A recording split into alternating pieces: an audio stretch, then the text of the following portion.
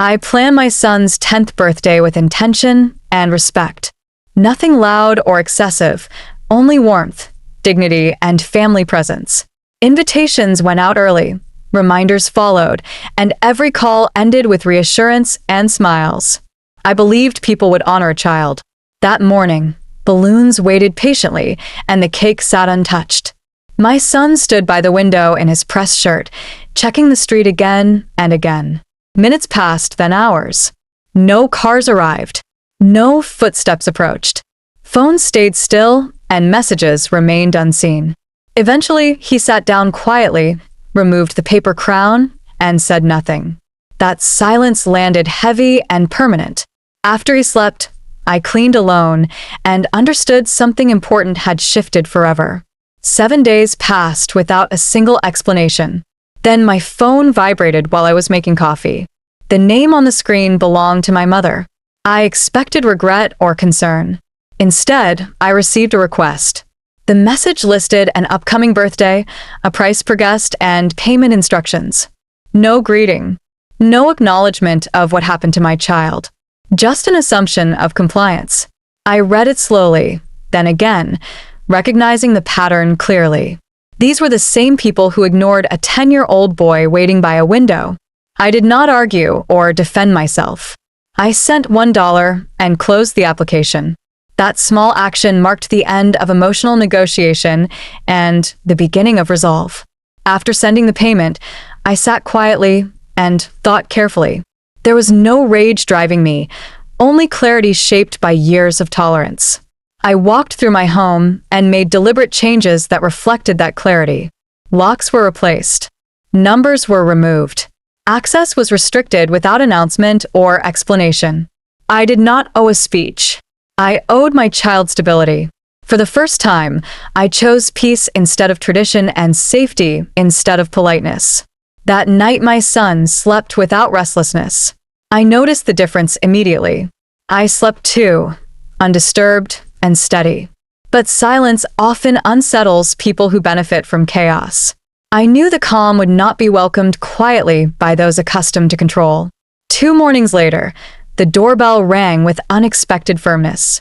I opened it to find uniformed officers standing calmly on my porch. Someone had contacted them with concerns about my behavior and mental state. I invited them inside without hesitation. Documents were prepared. Messages were saved. Timelines were clear. I explained events slowly and answered every question with composure. There was nothing to hide and no emotion to manage. The officers listened carefully, reviewed the information, and exchanged glances of understanding. Within minutes, they thanked me and stood to leave. One paused and spoke quietly, offering affirmation. When the door closed, I understood something else had shifted. Panic had changed direction, and it was no longer mine. The following days brought unfamiliar phone numbers and cautious voicemail messages. Voices sounded concerned, but carried an undercurrent of alarm. People who once ignored my child now spoke of misunderstanding and unity. They asked to explain themselves. They suggested conversations and reconciliation. The sudden urgency revealed more than any apology could have. Silence had removed leverage they assumed was permanent. I did not respond. Boundaries do not require debate. Protecting a child does not invite negotiation.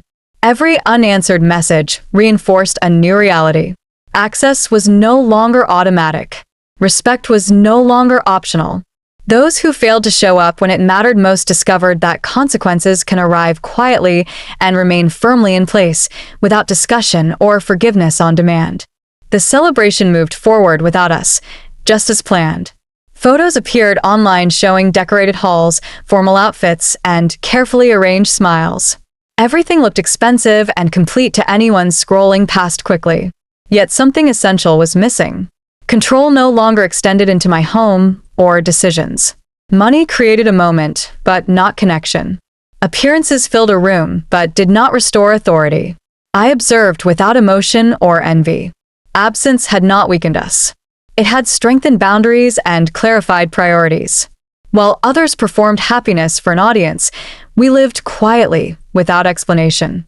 The event passed like noise in the distance, proving that celebration without access is simply decoration. Influence ends where permission is withdrawn, and that truth lingered long after the music stopped. Weeks later, during a quiet evening, my son asked a simple question. He wanted to know why certain people were no longer part of our days. His voice carried curiosity, not sadness. I answered honestly and gently. I explained that family is defined by presence, effort, and care. I told him love is proven through actions, not titles or expectations. He listened without interruption and nodded thoughtfully. There was no bitterness in the conversation, only understanding. That moment mattered more than any party. A lesson rooted in self-worth took hold early. He learned that silence can protect, distance can heal, and not everyone deserves unlimited access. That understanding will guide him long after childhood celebrations fade from memory. There was no confrontation or dramatic reunion. Life simply became calmer. My home felt smaller but steadier, shaped by intention rather than obligation. Laughter returned without tension or performance. I did not seek revenge or validation. Peace was enough. The absence of chaos created space for growth, trust, and security. Those who once dismissed a child learned a costly lesson without ceremony. Access is not guaranteed by blood or expectation. It is earned through respect and consistency. That truth settled quietly and permanently. While others searched for ways to regain control, I focused on protecting what mattered most.